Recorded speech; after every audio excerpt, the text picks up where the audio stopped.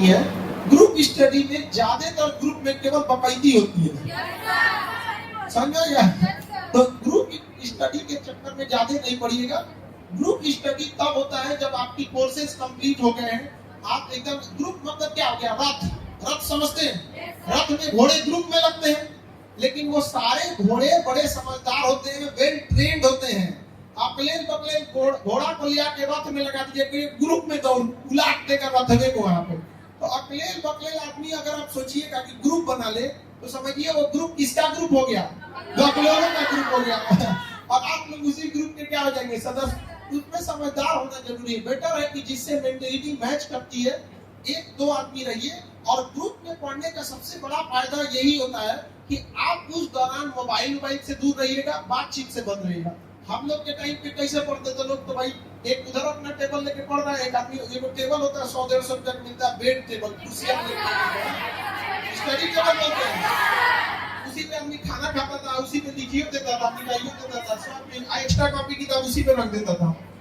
तो उसी से तो बस हम लोग के ग्रुप स्टडी का काम यही था कि डिस्टर्ब ना हो। वरना अगर अकेले पढ़िएगा तो कोनो मोबाइल चलाने लगेगा, कोनो बतियाने लगेगा, यहाँ पर कोनो फिल्म देख रहा है। पहले अब तो फिल्म, अब तो इंटरनेट पे आ गया ना, उस समय 10 रुपया में 3 गो फिल्म भरवा के लाएगा सब। देखो कौन फिल्म में क्या है ऐसे। हाँ, और छोटा सा स्क्रीन होता था, इतना छोटा मोबाइल यहाँ पर, और उसमें बटन होता था इसमें। अब तो सब खत्म हो गया जमाने में, लेकिन एक दिन चार्ज किया तो 3 दिन चलता था। ये वाला तो आपका चल ही नहीं रहा है।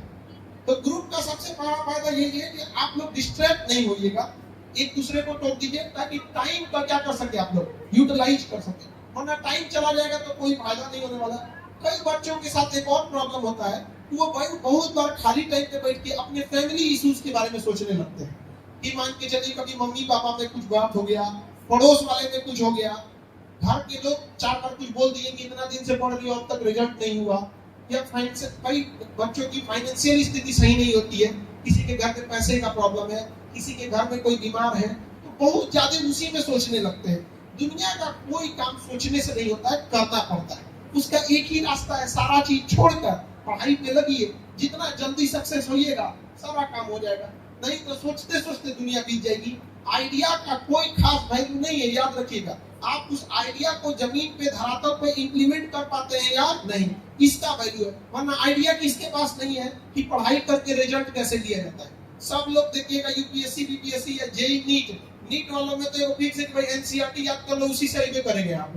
भाई एनसीईआरटी कोई ये वो किताब है, वो तो 20-25 किताबों का एक मिश्रण है। अब उस तो यही बात हो गया, डिक्शनरी याद कर दो, एक्रोनिम सर्टिफिकेट में दिक्कत नहीं होगा, सारा चीज वहीं से आ जाएगा।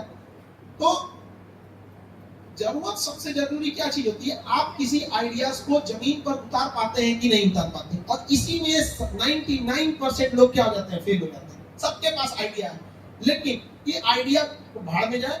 आप स्टार्ट कीजिए, चाहे जैसे भी पढ़ना चालू कीजिए। अब कोई तो देखेंगे टेबल लगेगा, साफ सुथरा करेगा, आधा घंटा उसी में लगा देगा। यहाँ पे प्रेजेंटेशन देना है आपको। हाँ, हम लोग के साथ एक विद्यार्थी पढ़ता था, अभी डॉक्टर है। अब हम लोग का, जैसे हम लोग का तो अलग स्ट्रीम था, उसका मेडिकल था। वो जब सो के उठता था ना इससे, तो कभी उसके बदन में कॉपी का पन्ना सटल है, कभी सिक्का सटा हुआ है, कभी कोई पेज सटल है।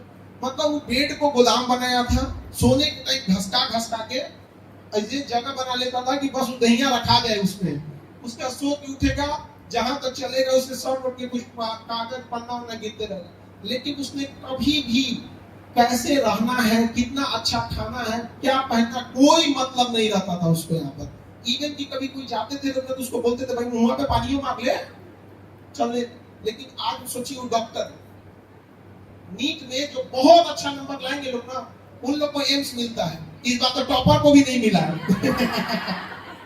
इस बार के नीट में सब टॉप कर दिया है सब।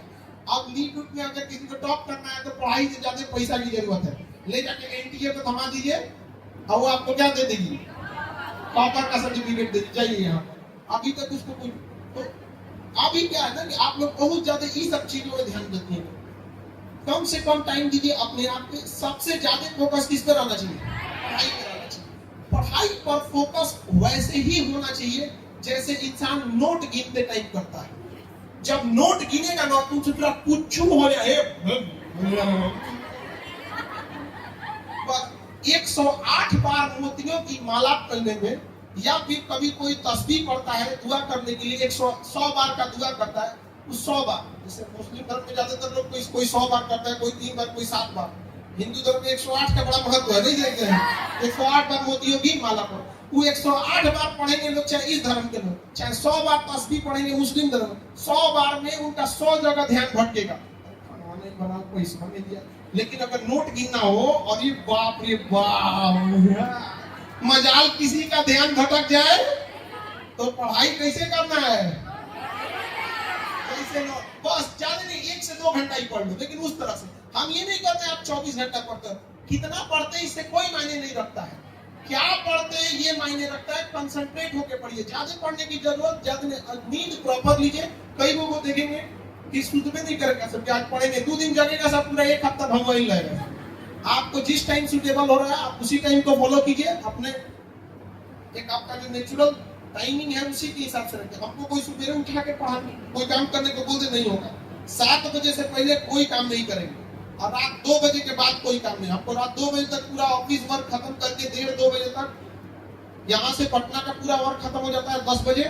उसके बाद से 1 घंटा इलाहाबाद में क्या हुआ, फिर दिल्ली में क्या हुआ, नोएडा में क्या हुआ, मुखर्जी नगर में, करोल बाग में, देहरादून में, जयपुर में, बोरिंग रोड में, सारा चीज सिस्टमेटिक करते करते 1-1:30 बज जाता है। हमसे कोई कहते कि सुबह आप एक काम कीजिए, आप 2 बजे वाला जो काम खत्म करते हैं उसको 12 बजे खत्म कर दो, और सुबह 5 बजे उठ जाइए, पूरा डिस्टर्ब हो जाएगा। तो आप जिस टाइम फ्रेम में आप शेड्यूल्ड है, आप उसी टाइम फ्रेम में कीजिए। आप हमेशा कोशिश कीजिए कि जो चीजें आपको डिस्ट्रैक्ट करती हैं उसका आज एक लिस्ट बनाना, कि आपको मेन टाइम कौन कौन खराब कर देता है। ये तो आजकल एगो कौन चीज होता है, घसका रील, रील, वो तो अनइंस्टॉल मार, मेरे मोबाइल में नहीं है, यूट्यूब में घसका देता है। एक तो विद्यार्थी हमसे पूछा कि सर यूट्यूब डिलीट नहीं होगा सोचिए वो कितना डिस्ट्रैक्ट हुआ होगा, यूट्यूब डिलीट नहीं होगा। अरे कैसे डिलीट हो जाएगा, यूट्यूब किसका है, गूगल का, और गूगल का ही एंड्रॉइड है। आपका मोबाइल चाहे जिस कंपनी का हो, सैमसंग हो, रियलमी हो, वो चलेगा किस सॉफ्टवेयर पे, एंड्रॉइड। एंड्रॉइड का कौन है, गूगल, समझना क्या। तो वो सब जो चीजें डिस्ट्रैक्ट करती हैं, कोशिश कीजिए उसका एक लिस्ट बनाइए, और डिस्ट्रैक्शन वाली चीजों को क्या कर दीजिए, साइड कीजिए, एकदम साइड कीजिए। वो पूरा टाइम आपका खराब कर देगा, और कोई नहीं है। किसी चीज को बनाने में बहुत मेहनत लगता है, रोटी खाने में जितना टाइम लगता है ना, उससे ज्यादा मेहनत लगता है रोटी बनाने में, और रोटी बनाने में जितना मेहनत लगता है उससे ज्यादा टाइम लगता है उसको कमाने में, और कमाने में जितना टाइम लगता है उससे ज्यादा टाइम लगता है उगाने में। तो जो भी बड़ा काम होगा उसमें क्या लगेगा, टाइम लगेगा। और इसमें से ज्यादातर लोग किसान हैं, किसान फैमिली से हैं। किसान फैमिली को कितना तकलीफ होता होगा जीवन जीने में, मत पूछिए। यहाँ पे बहुत सारे किसान लोग का पूरी मतलब फाइनेंशियली चेन ही टिका होता है खेती पे। अगर खेती अच्छी हो गई तो बेटा को पढ़ने भेज सकते हैं, बेटी का ब्याह करवा सकते हैं, और अगर खेती खराब हुई नशा जाता है वहां पे। मतलब किसानों की सबसे ज्यादा दुर्दशा, छत टपकती थी उस किसान की, फिर भी वो किसान बारिश की दुआ मांगता है, उसका बिना बारिश उसका कुछ नहीं होता। आपने ज्यादातर लोग किसान फैमिली से हैं, पढ़ लिख के वहां बनिए ताकि कभी किसी की सामने वाले की औकात ही न हो कि आपसे दहेज मांग सकते हैं। अपने अंदर वो काबिलियत जरूर रखिए। आप सामने वाला क्या हो जाए एक बार सोचे कि अपने एक तमाचा दे देगी, समझा गया। और जिस दिन ये दहेज मांगने वाला पिटाना चालू करेगा सब, जिस दिन अखबार का हमेशा कोई पिता के आ रहा है तो कोई कुछ दहेज मांगने वाला लड़का हो, तो हमको लगता है तभी ही सुधरेगा सब। बिना मतलब का क्या बना कर दहेज अगर कोई ले रहा है तो वो लड़की का ससुराल नहीं है, वो लड़की का हॉस्टल है, और हॉस्टल का वो पूरा फीस एक बार में दहेज के रूप में दे दिए, बाहर में गया सास ससुर। हॉस्टल को हॉस्टल की तरह इज्जत दिया जाता है। क्या मतलब है, पेमेंट हो चुका है आपको, हो गया है, लेकिन फिर भी इज्जत दीजिएगा, क्योंकि क्या है कि अभी हम लोग ट्रांजिशन फेज में हैं। आभास दिला दीजिएगा कि देखिए हम अपना काम कर दे रहे हैं। ये इसलिए कर रहे हैं कि माँ बाप का संस्कार है और पढ़े लिखे हैं, इस वजह से हम उस पढ़े लिखे का इज्जत कर रहे हैं। इज्जत के लायक तो आप लोगों ने छोड़ा ही नहीं, पैसा देके यहाँ आए हैं, समझा ही नहीं गया। लेकिन देखिए हमेशा इंसान को परिवार के साथ ही रहना है, परिवार से नहीं लड़ सकते हैं। समझ में आ गया? परिवार से कोई नहीं लड़ सकता। भगवान लंका जाके रावण को हरा दिए, लेकिन कहाँ हारे? जब वापस आए अपनों पास। तो इंसान को थक हार के लाख कमियां भुला के उस परिवार में रहना ही पड़ता है, लेकिन एक लिमिट से ज्यादा कभी कोई चीज बर्दाश्त नहीं करना चाहिए। समझ रहा है कि नहीं आ रहा है? और पढ़ लिख के रखिए, तभी जब आप कामयाब हो जाइएगा तो हर चीज आपका इसी पे डिपेंडेंट है। सोचिए अगर आप यहाँ से खाली हाथ लौटिएगा ना, तो माँ बाप आधा पैसा खर्च कर चुका है आपको, फिर क्या होगा? खुद से खुद जैसा मन वैसा से ब्याह शादी करा के भेज देंगे। सब कुछ आपके पसंद का दिलाया जाएगा, कपड़ा लत्ता गहना जेवर सब, जिससे ब्याह होगा वही आपके पसंद का नहीं रहेगा। कितना खराब जीवन हो जाएगा यहाँ पर। बेटर होना चाहिए, हम सबसे यही दुआ करते हैं कि सब लोग जल्दी से जॉब दो और इतना बढ़िया घर द्वार मिले कि रोए से आंसू ना निकले। एकदम लोग कहे कि अरे ब्याह करो यो तो